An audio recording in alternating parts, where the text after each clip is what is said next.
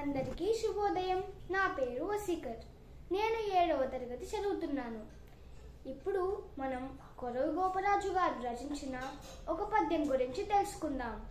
సంగీతంబు గవిత్వ తత్వమును, సౌజన్యంబు భావంబు, సత్సాంగత్యంబు నెరుంగడేని భువి నాశ్చర్యంబుగా వాలమున్, శృంగద్వంద్వములేని ఎద్దతడనం జల్లుం దృణం బాతడా, యాంగీకంబున మేయడా పశుల భాగ్యం బిచ్చటం గల్గుటన్.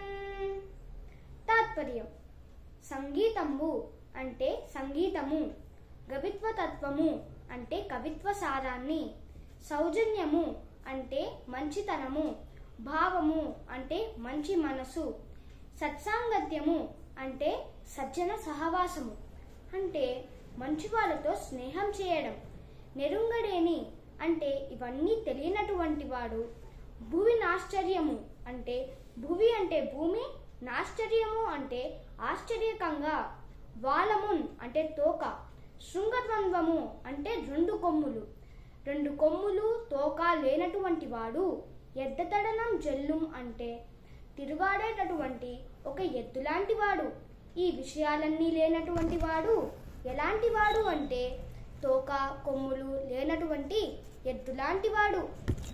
ఇచ్చటన్ ఇక్కడ, దృణం బాతడా అంటే గడ్డిని, అతడు అంగీకారమున అంటే ఇష్టపడకపోవడం, దాపసుల భాగ్యం అంటే ఆ పశువుల యొక్క అదృష్టం లాంటిది. భావం: ఇప్పుడు ఇక్కడ ఏమంటున్నాడంటే కవిత్వ సారాన్ని, మంచితనము, మంచి స్నేహము లేనటువంటి వాడు ఈ భూమి మీద ఒక తోక కొమ్ములు లేనటువంటి ఎద్దులాంటి వాడు. అతడు గడ్డిని మేయకపోవడమే ఇతర పశువులకు అదృష్టం లాంటిది. ధన్యవాదములు.